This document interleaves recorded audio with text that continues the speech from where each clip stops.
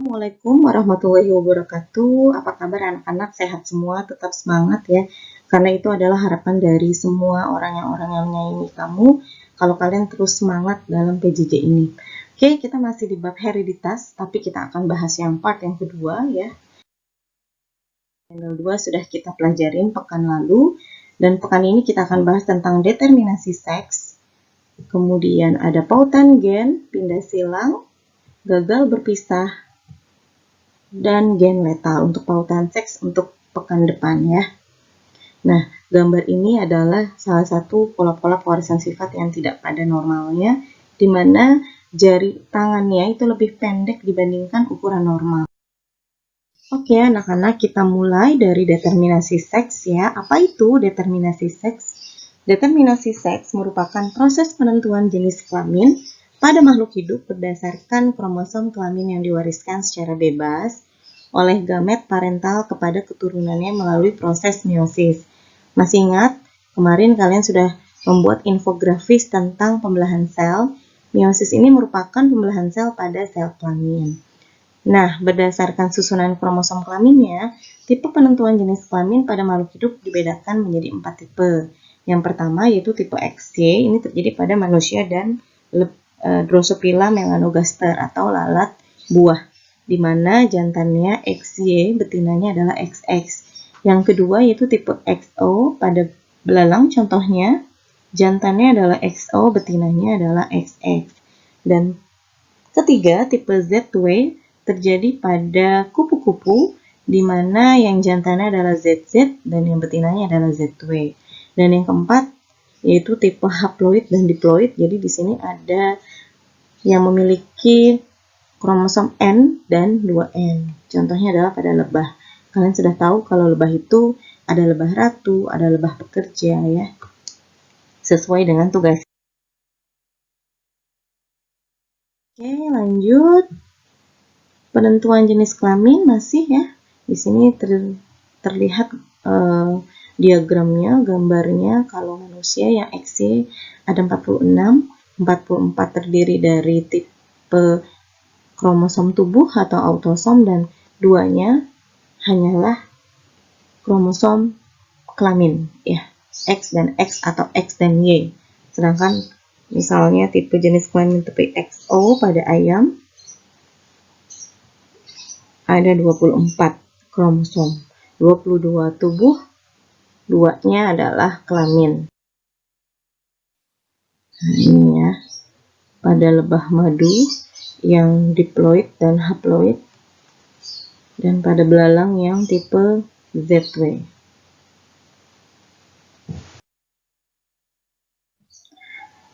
Nah, ini penggambaran dari determinasi seks pada beberapa organisme ya, yang tadi sudah kita bahas, cuma ini dibuat tabel.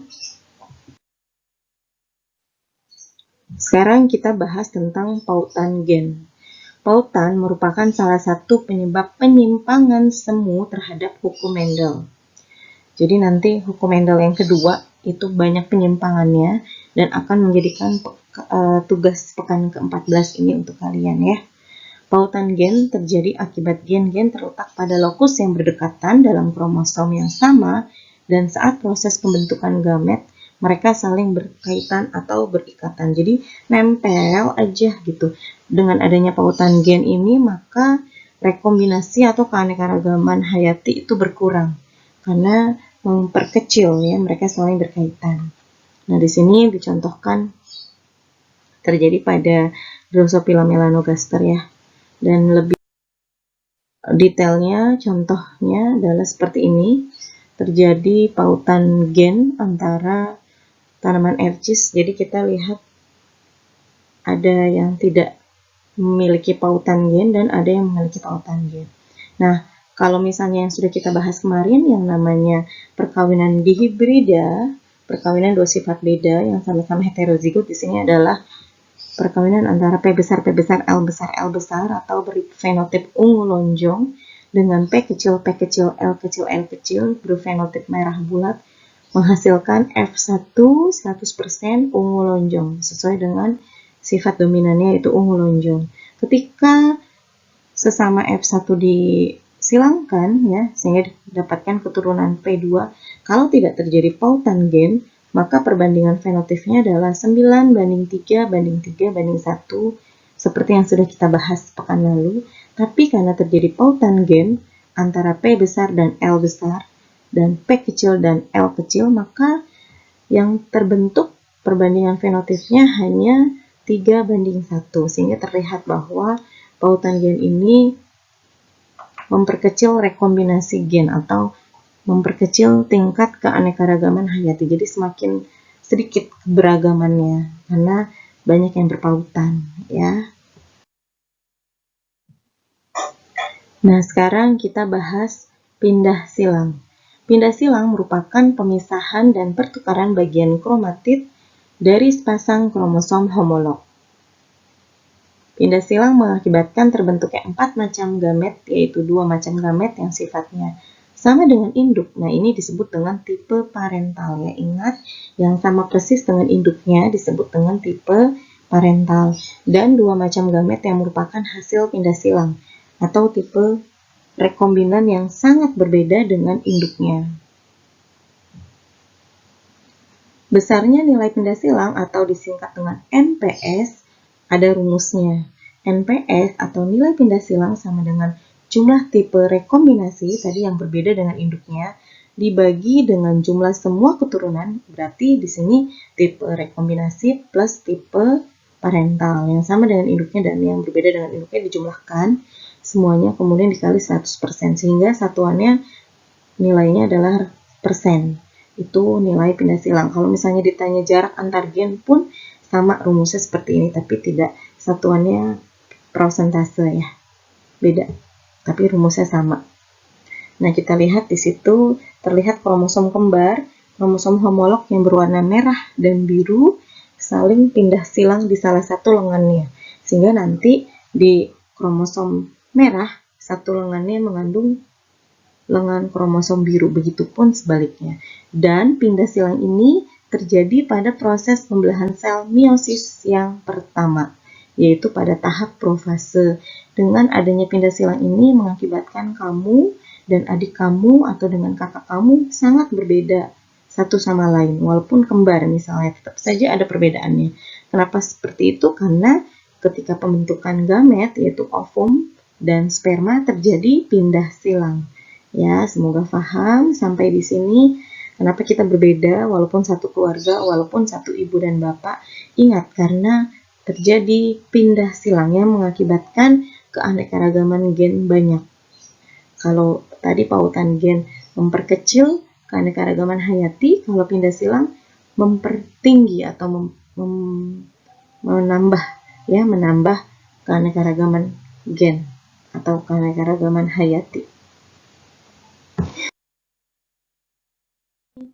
Ada contoh soalnya untuk menghitung frekuensi pindah silang. Jadi terjadi pindah silang antara perkawinan, maksud ibu ya, terjadi perkawinan antara individu heterozigot, yaitu P besar P kecil, L besar L kecil, ungu panjang dengan homozigot resesif. P kecil, L kecil, merah bulat. Ternyata dihasilkan keturunannya ungu panjang sebanyak 123, ungu bulat sebanyak 18, merah panjang sebanyak 17, merah bulat sebanyak 122. Nah, kalau ada soal pindah silang seperti ini, langkah pertama yang harus kalian lakukan adalah kamu menentukan mana yang termasuk keturunan rekombinan, mana yang termasuk keturunan parental. Ingat, keturunan rekombinan adalah keturunan yang berbeda dengan induknya. Di sini induknya ada ungu panjang dan merah bulat. Nah, berarti kalau yang parental yang sama dengan induknya adalah ungu panjang yang besarnya 123 dan merah bulat yang sebesar 122. Ini adalah keturunan yang parental. Lalu yang mana yang merupakan keturunan rekombinan yang berbeda dengan induknya? Ungu bulat dan merah panjang, ya kan? Karena mereka berbeda dengan induknya. Karena kalau ungu panjang dan merah bulat itu sama persis dengan induknya. Oke, kita tentukan rumus pindah silang adalah jumlah rekombinan, berarti di sini ungu bulat plus merah panjang 18/17 dibagi jumlah semuanya. 123 ditambah 122 ditambah 18 ditambah 17. Jangan lupa dikali 100% ya. Kalian hitung, hasilnya adalah 12,5%. Nah, kalau MPS ini nilainya di bawah 50%, berarti terjadi pautan gen. Karena sedikit nilai pindah silangnya atau kurang dari 50%. Kalau misalnya nilai pindah silangnya lebih dari 50%, berarti tidak terjadi pautan gen. Seperti itu ya. Oke, masih semangat dong, pastinya harus ya. Ini masih dipindah silang, ya. Hanya memperlihatkan contohnya lagi. Nah, pindah silang mengakibatkan rekombinasi atau keanekaragaman hayati, sehingga dunia ini sangat berbeda isinya ya. Tidak ada dua individu yang sama persis walaupun itu anak kembar, pasti ada perbedaannya. Yaitu tentang gagal berpisah atau tidak jadi bercerai. Masih ingat terjadi perceraian di tahap pembelahan mitosis dan meiosis, yaitu di anafase, di mana kromosom akan tertarik, akan bercerai ke masing-masing kutub yang berlawanan. Itulah yang disebut dengan anafase. Tapi pada tahap anafase ini tidak terjadi perpisahan itu, tidak terjadi perceraian itu, atau istilahnya adalah gagal berpisah. Gagal berpisah mengakibatkan sel anak kelebihan atau kekurangan kromosom atau sel aneuploid, dan ini mengakibatkan efek yang sangat luar biasa terhadap manusia misalnya ya. Akan terjadi beberapa kelainan, dan untuk lebih jelasnya kita akan bahas di materi selanjutnya, yaitu bab mutasi, bab terakhir di semester 1 ini. Jadi kita sampai mutasi. Setelah hereditas yang panjang ini selesai, kita akan ketemu dengan materi mutasi. Gagal berpisah dapat terjadi pada kromosom kelamin atau gonosom dan kromosom tubuh. Ya, jadi ada dua titik ya, kelamin atau tubuh, dan dua-duanya memberikan pengaruh yang sangat luar biasa terhadap genotif makhluk hidup. Ya. Kenapa bisa terjadi gagal berpisah? Salah satu penyebabnya adalah gen kita atau kromosom kita mengalami mutasi. Kenapa bisa mutasi? Karena banyak mutagennya. Karena banyak sekali penyebab-penyebab mutasi atau yang disebut dengan mutagennya. Jadi yang paling mudahnya yaitu faktor zat kimia yang bisa kita dapatkan dari paparan dari makanan yang kita konsumsi ya, atau misalnya terlalu banyak timbal atau asap knalpot, itu kan asap-asap mengandung timbal yang tidak baik untuk kesehatan tubuh kita, karena memang penyebab mutasi juga. Jadi harus hati-hati apa yang kita konsumsi ya, karena efeknya itu kepada keturunan-keturunan kita. Jadi apa yang kita makan menentukan pola hidup kita itu.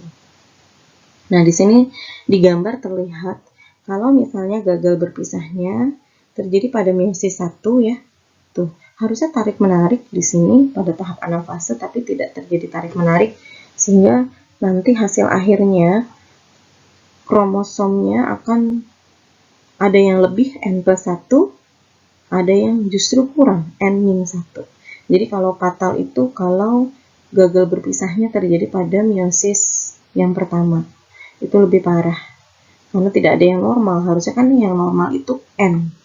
Kalau pada meiosis yang kedua ini masih lebih baik karena masih ada keturunan yang normal, yaitu N dan N. Walaupun yang duanya ada N-1 dan N+1 ya, jadi efeknya sangat berkepanjangan untuk keturunan kalian, karena yang mengakibatkan ini kepada keturunan kita yang tidak baik pola makannya, pola hidupnya, maka yang akan menanggung akibatnya adalah keturunan kalian. Ya, karena kalian adalah mesin.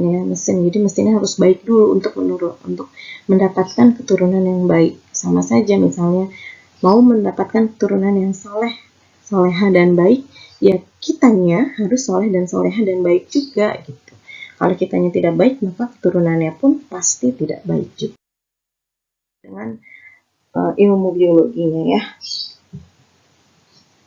Oke, next, gen letal. Nah, gen letal ini disebut juga dengan gen kematian, karena memang gen ini menyebabkan kematian baik dalam homozigot. Jadi ada homozigot resesif dan ada homozigot dominan ya. Pokoknya dia mati dalam kondisi dominan atau resesif nih, sama-sama homozigot. Oleh karena itu gen letal ini dibagi menjadi dua. Yang pertama yaitu gen letal dominan, di mana di sini mengakibatkan kematian kalau gennya itu homozigot dominan. Namun, apabila individu memiliki gen heterozigot, hanya akan mengalami kelainan. Jadi lebih parah gen letal dominan dibanding gen letal resesif ya. Nah, contoh dari gen letal dominan adalah persilangan antara dua individu penderita brakidaktil. Brakidaktil ini di mana jari tangannya kurang dari 1 tangannya. Atau contoh lain gen letal dominan pada manusia adalah thalassemia, atau disebut juga dengan anemia yang berbahaya sekali. Dan yang kedua adalah gen letal resesif. Kondisinya kematian kalau terdapat pada gen yang homozigot resesif. Ini lebih baik dibandingkan gen letal dominan karena yang mengalami kematian kalau dalam kondisi resesif. Normal berarti dalam kondisi homozigot maupun heterozigot. Contohnya adalah pada tanaman jagung misalnya yang tidak berklorofil atau warnanya pucat, itu gen letal resesif.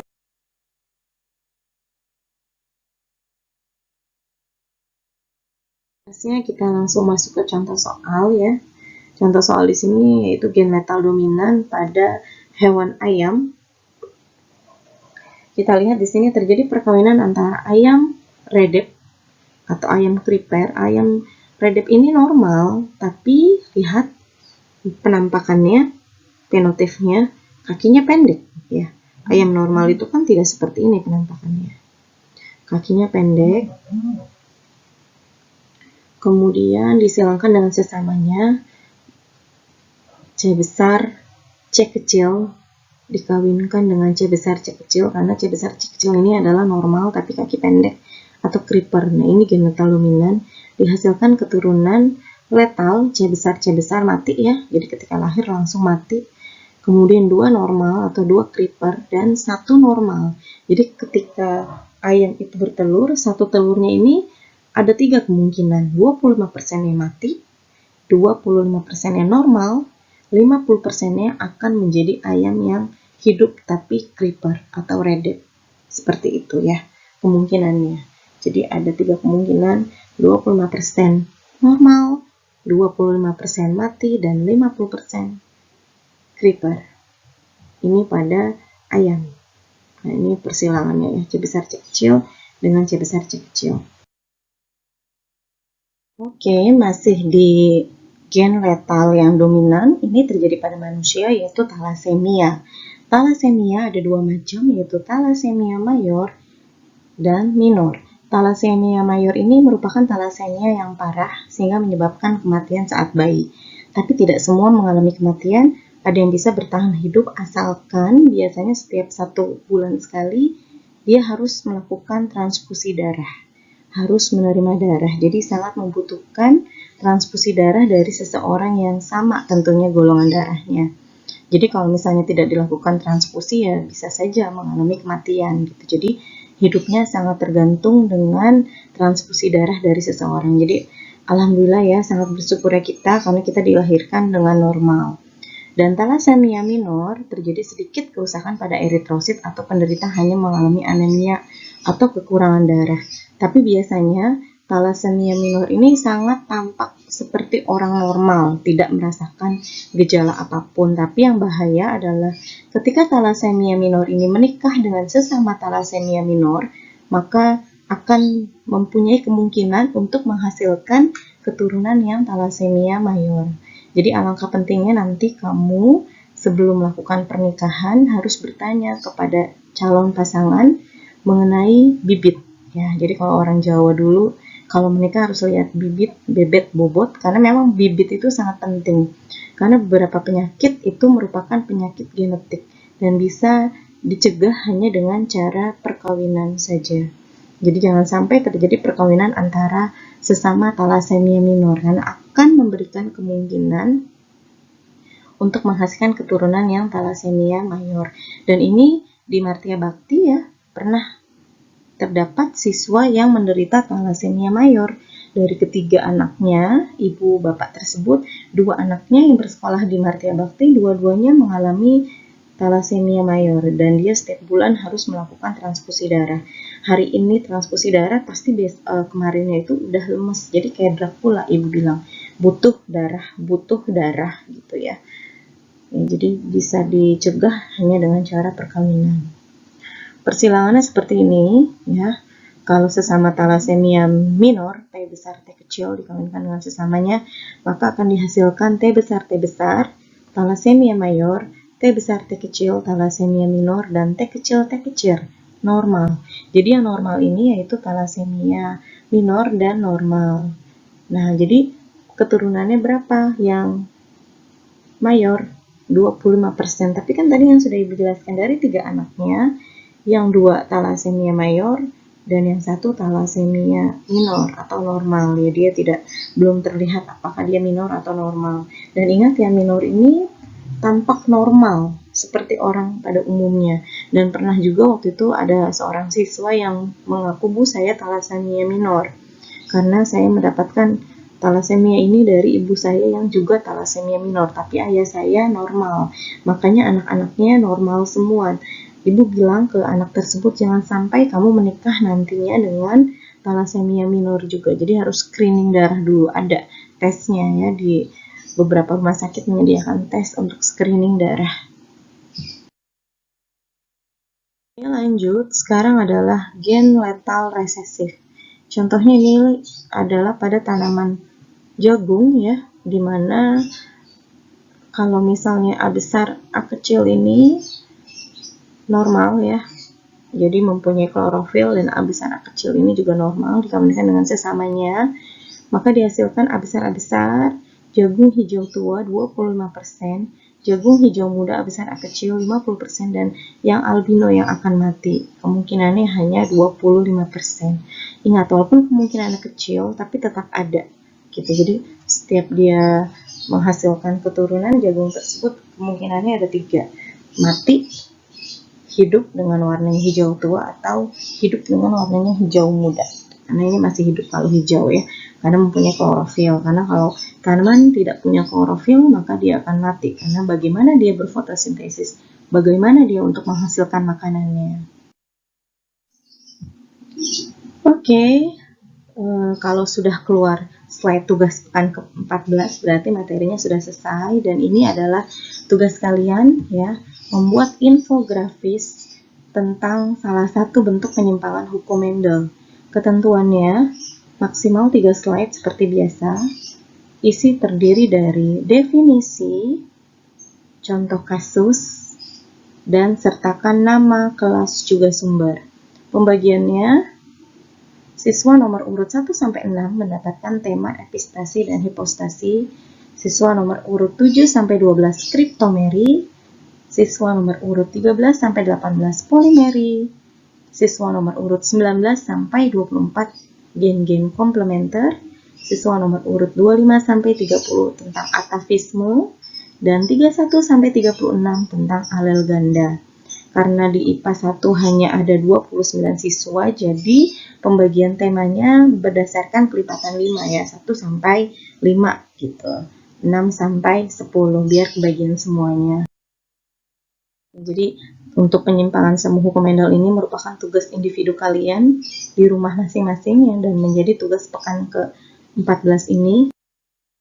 Kalian buat tuh seperti ini. Ini misalnya untuk kriptomery, ada definisinya, ada contoh soalnya, dan penyelesaiannya harus ada ini semua seperti ini nanti di dalam infografis kalian. Ya. Oke, cukup sekian. Terima kasih. Wassalamualaikum warahmatullahi wabarakatuh.